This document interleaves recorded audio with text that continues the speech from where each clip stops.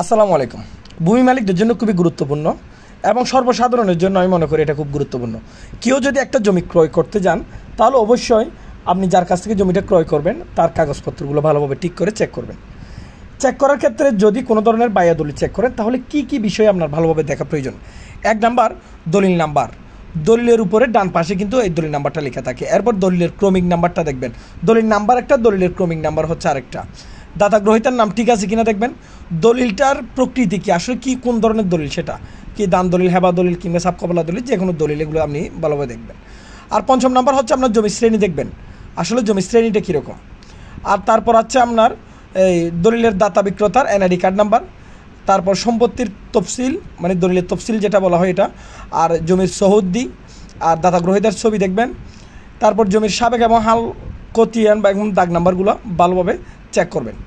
এরপর মোট স্থাপিত যে আপনাকে হস্তান্তরকৃত যে সম্পদের পরিমাণ আপনি দলিলের মধ্যে দেখবেন তা ঠিক আছে কিনা, তারপর এগুলো দেখবেন।